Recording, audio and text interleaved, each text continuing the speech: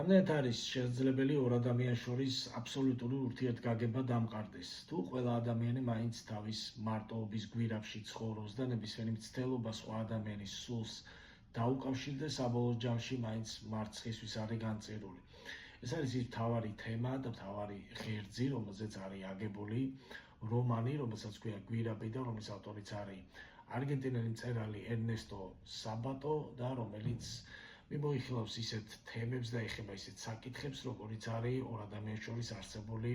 ტოქსიკური ხასიათის მქონე სასიყვარულო ურთიერთობა, ეჭვიანობა და ეჭვიანობის დამანგრეველი ზეგავლენა ზოგადად ადამიანის სულზე. ეს არის პირველ პირში დაწერილი რომანი, რომელსაც ვინმე მხატვარი, ხელოვანი კაცი, ვინმე ხუან პაბლო კასტელი გვიყვება თავის სასიყვარულო ურთიერთობაზე და პირველივე წინადადებაში გვიმხელს იმას, რომ მან მოკლა საყვარელი ქალი მარია ირიბანე. ეს უცნაურად იწყება ეს წიგნი, სადაც პირველივე წინადადებაში გვიმხელს ადამიანი იმას, რომ მოკლა ის ქალი, რომელიც მას სიგიჟემდე უყვარდა. ეს არის მხატვარზე წიგნი, ხელოვან კაცზე, რომელიც საკმაოდ აროგანტული ბუნების და ამპარტავანი ხასიათის მქონე ტიპას წარმოადგენს და რომელიც რაღაც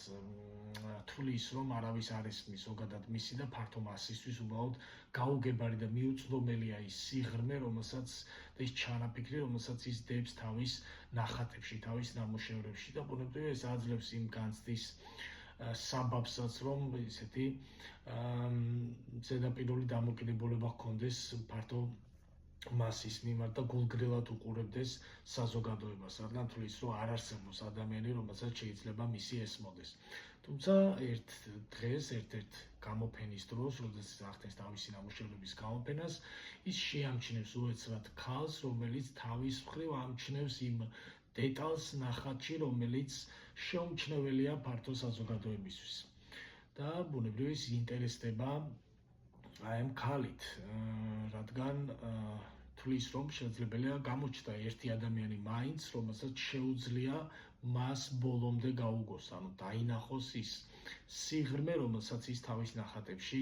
დებს, ანუ ჩაწვდეს იმ სიღრმეს და შესაბამისად მას უჩნდება სურვილი, რომ დაუახლოვდეს ამ ქალს, გაიცნოს ეს ქალი და ხდება ისე, რომ საბოლოო ჯამში გაიცნობს კიდეც და სასიყვარულო ურთიერთობასაც, რომელსაც გააჩაღებს ამ ადამიანთან. თუმცა როგორც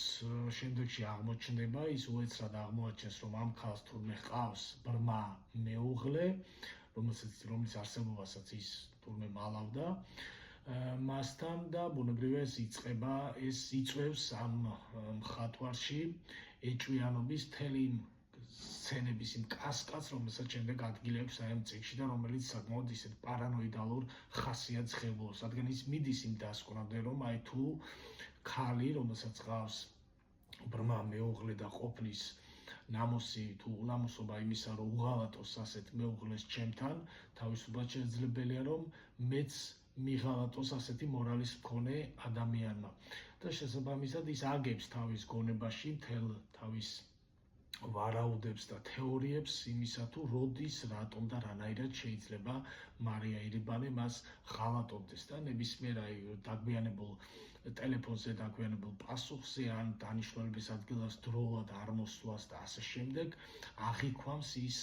ამ ადამიანის ღალატად. მაშინ როდესაც შესაძლებელია საერთოდ არ ქონდეს რეალობასთან კავშირი და საერთოდ ადგილი ამ ქალის მხრიდან მის მიმართ ღალატს, მას აქვს ესეთი ობსესია და აკვიატება, რომელიც შექმნა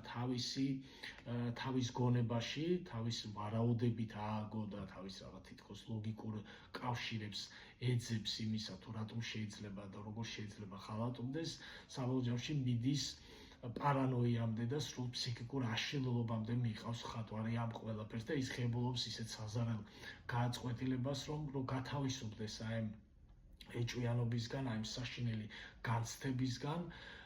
ის ღებულობს ისეთ გააწყვეტილებას, რომ მოკლას ეს ქალი და გაანადგუროს სიყვარულის ობიექტი და შეიქმნას ამით ილუზია საბოლოო ჯამში, რომ გათავისუფლდება ამ ტანჯველი განცდებისგან და ბუნებრივია ამ გააწყვეტილებასაც, როგორც წიგნის დასაწყისში უკვე ჩანს, ღებულობს ამ გააწყვეტილებას ეს კაცი. ეს არის რომანი იმაზე თუ რა შეიძლება, როგორი ხაფანგი შეიძლება დაგვიგოს ზოგადად ჩვენმა გონებამ, ჩვენმა წარმოდგენებმა და ვარაუდებმა, რომელსაც შეიძლება საერთოდ არ კონდეს რეალობასთან კავშირი. ერთის მხრივ და მეორეს მხრივ ეს არის რომანი იმაზე თუ ადამიანის ზოგადად იზოლაციაზე, მარტოობაზე და მის სასოწარკვეთილ მცდელობაზე და აკვიატებაზე იმისა, რომ შეიძლება არსებობდეს ისეთი ადამიანი, რომელსაც შეიძლება ბოლომდე ესმოდეს მისი. და სწორედ ამის თქმა უნდა წერალს დიდი ალბათობით აი ამ წიგნით, რომ შეუძლებელი არსებობდეს ეგეთი ადამიანი, რომელსაც შეიძლება ბოლომდე შენი ესმოდეს და მთავარი გამოწვევა იმისა, რომ ადამიანი იყოს ჯანსაღ ურთიერთობაში სხვა ადამიანთან სასიყვარულო ურთიერთობის დროს არის ის, რომ მიიღოს სიყვარულის ობიექტი ისეთად, როგორიც ის არის და მიიღო, აღიარო მისი თავისუფალი სამყარო და ის, რომ თავისუფლად შესაძლებელია, რომ მას შენი ბოლომდე არ ესმოდეს და არც შენ გესმოდეს ბოლომდე მისი და ეს მცდელობა ბუნებრივია ბოლოს და ბოლოს მაინც წარუმატებლობისთვის და მარცხისთვის არის განწერილი, რომ კონდეს აკვიატება იმისა და ეს ობსესია იმისა, რომ ადამიანს ბოლომდე გაუგო და მოითხოვო მისგანაც, რომ მასაც ბოლომდე ესმოდეს შენი. ამიტომ ეს შესანიშნავი რომანია, ალბერ კამიუს საყვარელი რომანიც არის სხვათა შორის, რაც მეორეს მხრივ მეტყველებს იმასაც, რომ რა გაქანების მწერალია ზოგადად ერნესტო საბატო და რა დონის და კალიბრის რომანიც არის ეს წიგნი, რომლის სახელიც არის გვირაბი და ნებისმიერ ადამიანს ვურჩევ, ვისაც არ აქვს წაკითხული ჯერ კიდევ ეს რომანი და ყველას, ვისაც მოგწონთ ჩემი ვერსია წიგნების განხილვის, გეტყვით ბოლოს რომ დაალაიქოთ და აკომენტაროთ ვიდეო და გამოიწეროთ არხი.